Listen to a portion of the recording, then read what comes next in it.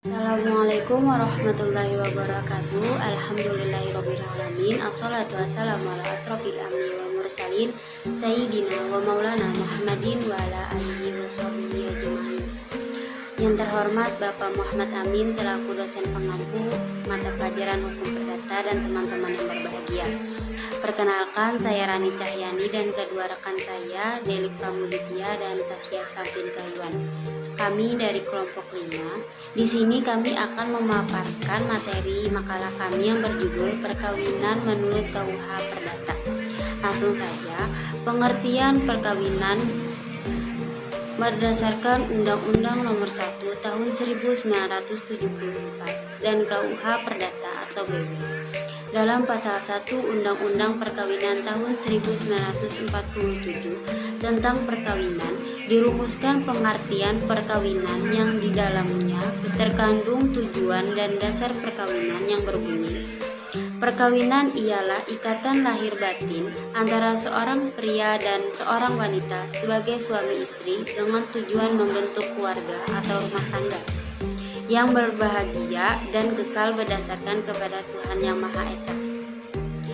Adapun pengertian perkawinan atau pernikahan menurut para ulama, yaitu menurut ulama Syafi'iyah, menyebutkan bahwa pernikahan adalah suatu akad dengan menggunakan lafaz nikah atau jawaz, di mana dari dua kata tersebut yang menyimpan arti memiliki waktu. Artinya, dengan adanya sebuah pernikahan, seseorang dapat memiliki atau mendapatkan kesenangan dari pasangan. Menurut ulama Malikiyah, menyebutkan bahwa pernikahan adalah suatu akad yang mengandung arti mut'ah untuk mencapai kepuasan dengan tidak mewajibkan adanya harga. Menurut Anwar Haryono, pernikahan adalah tujuan suatu perjanjian yang suci antara seorang laki-laki dan perempuan untuk membentuk keluarga bahagia. Pernikahan itu adalah suatu akad atau perjanjian yang suci untuk kehidupan sebagai suami istri yang sah, membentuk keluarga bahagia dan kekal.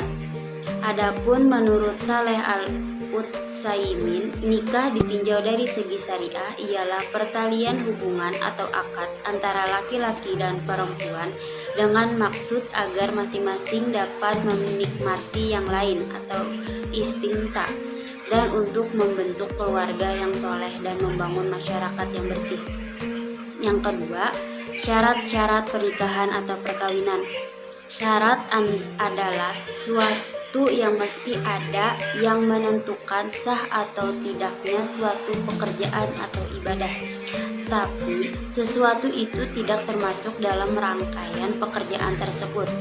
Adapun syarat sah dalam pernikahan yaitu sebagai berikut, yaitu calon suami. Seorang suami yang akan menikah harus memenuhi syarat-syarat sebagai berikut, yaitu bukan mahram dari calon istri, tidak terpaksa atas kemauan sendiri, jelas orangnya atau bukan banci, tidak sedang ihram haji.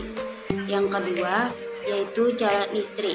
Bagi calon istri yang akan menikah juga memenuhi syarat sebagai berikut, yaitu tidak bersuami, bukan mahram, tidak dalam masa iddah, merdeka atau atas kemauan sendiri, jelas orangnya,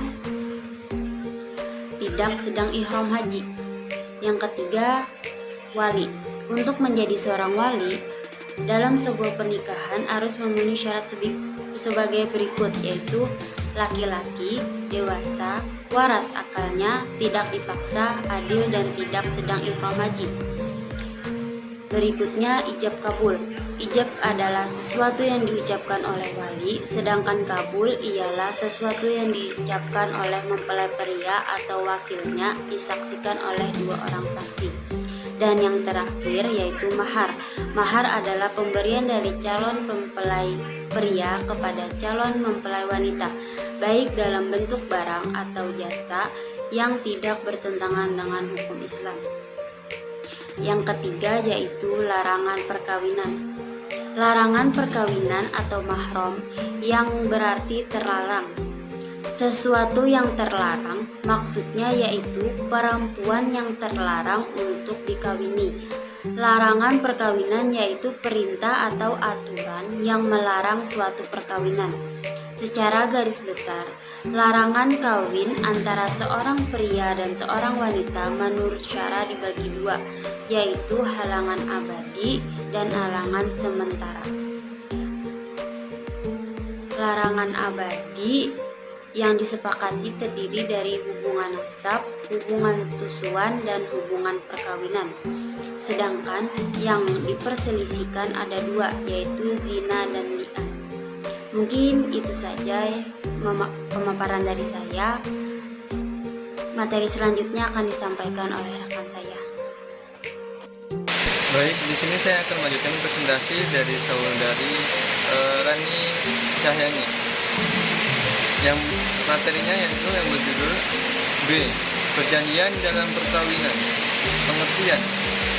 Pengertian perjanjian perkawinan yaitu persetujuan yang dibuat oleh kedua calon mempelai pada waktu atau sebelum perkawinan dilangsungkan, dan masing-masing berjanji akan mentaati apa yang disebut dalam persetujuan itu yang disahkan oleh pegawai pencatat nikah. Dan poin yang C adalah pencegahan dan pembatalan perkawinan. Pengertian pencegahan perkawinan adalah menghindari suatu perkawinan berdasarkan larangan hukum Islam yang diundangkan. Pencegahan perkawinan dilakukan bila tidak terpenuhi dua persyaratan ini. Pertama, yaitu syarat material adalah syarat yang berkaitan dengan pencatatan perkawinan, akta nikah, dan larangan perkawinan. Kedua, syarat administratif adalah syarat perkawinan yang melekat pada setiap rukun perkawinan yang meliputi calon mempelai laki-laki dan wanita, saksi wali, dan pelaksanaan akad nikahnya. Pengertian yang kedua, pembatalan perkawinan. Pembatalan perkawinan adalah usaha untuk tidak dilanjutkannya hubungan perkawinan setelah sebelumnya perkawinan itu terjadi. Dalam memutus permohonan pembatalan perkawinan, pengadilan harus selalu memperhatikan ketentuan agamanya mempelai. Jika menurut agamanya perkawinan itu sah, maka pengadilan tidak bisa membatalkan perkawinan. Dalam pasal 22 Undang-Undang Perkawinan disebutkan bahwa perkawinan dapat dibatalkan apabila para pihak tidak memenuhi syarat untuk melangsungkan perkawinan. Sekian dari saya, selanjutnya akan dilanjutkan oleh rekan saya yaitu saudari Tasya Slafin Kayuan. Dipersilakan.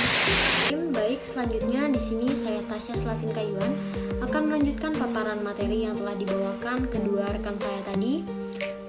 Masuk ke sub pembahasan yang D, putusnya perkawinan atau perceraian. Nah, putusnya perkawinan merupakan istilah hukum yang sering digunakan dalam undang-undang perkawinan untuk menjelaskan berakhirnya hubungan perkawinan antara seorang laki-laki dan seorang perempuan yang selama hidup menjadi sepasang suami istri.